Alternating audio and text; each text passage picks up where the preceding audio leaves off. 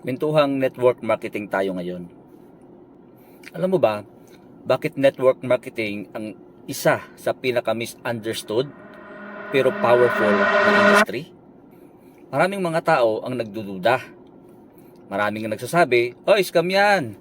Pero ang hindi nila alam, ang network marketing industry ay nakapag-produce ng mas maraming self-made millionaires kumpara sa ibang industry. Hindi dahil madali, hindi rin dahil swerte sila, kundi dahil una, may system, pangalawa, may leverage, at syempre, may tamang mindset.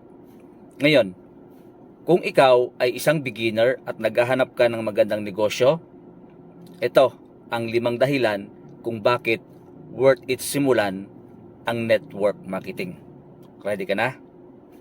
Number 1, mababa lang ang kapital. Mataas ang potential, hindi mo kailangan ng milyon para magsimula. Sa halip na mag-franchise ng malalaking business, pwede kang magsimula sa maliit. Pero ang kita mo, walang ceiling kung marunong ka.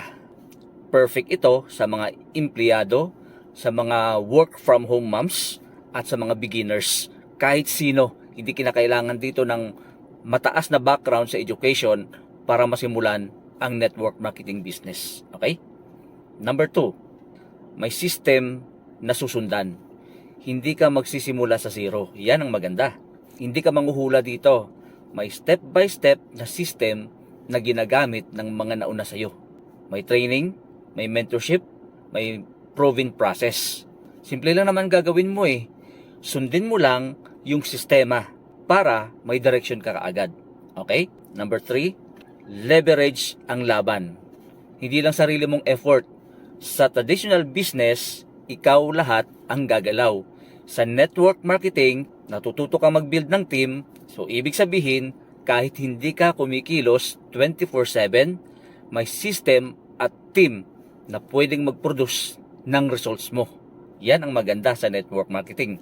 Pang-4, personal growth ang isa sa pinakamalaking reward. Hindi lang pera ang babaguhin dito mga kapatid, yung mindset mo. Marami kang matutunan dito kung paano makipag-communicate, leadership, confidence, at yan ang skills na kahit saan mo dalhin, panalo ka. Mag-iiba talaga the way you speak, the way you think, at kahit sa pananamit mo, sa kilos mo, sa lahat, magbabago ang lahat. At alam mo ba, marami ang makakapag-testify niyan. Manood ka lang sa podcast ni Boss RDR. Marami doon ang mga successful na mga negosyante na nagsimula lang sa network marketing. Mga big time at mga successful na mga negosyante ngayon, dating mga network marketer. Even si Donald Trump, network marketer yan. Presidente ng US yan ha. Number 5, timing plus tamang company equals malaking advantage. Hindi lahat ng negosyo pare-pareho. Pero kapag nakapasok ka sa tamang kumpanya, tamang timing, ibig sabihin early stage, no, yung magsisimula pa lang, mas malaki ang chance mo na mauna at mag-grow. Guys, real talk lang.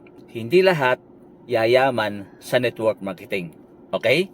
Pero kung marunong kang pumili ng tamang company, right timing, at aksyonan mo kaagad, malayo ang mararating mo. Alright? Eto tandaan mo. Ang network marketing, hindi ito para sa mga taong tamad. Okay? Kaya mali ang iniisip ng iba na ang network marketing daw ay para sa mga taong walang magawa. Mali po yun. Okay? Hindi ito para sa mga taong tamad. Hindi para sa mga naghahanap ng instant success. Kasi hindi mangyayari sa'yo yan. So para ito sa mga taong handang matuto, magtiyaga at sumunod sa sistema. Kaya kung isa ka sa mga taong gusto ng extra income, gusto ng sariling negosyo, pero limited ang time at capital, then this industry, network marketing, might be your entry point. Ikaw, anong tingin mo sa network marketing? Open-minded ka ba? Or may doubts ka pa? Comment mo lang dyan sa comment section, pag-usapan natin. Coach Santi here. God bless. See you at the top.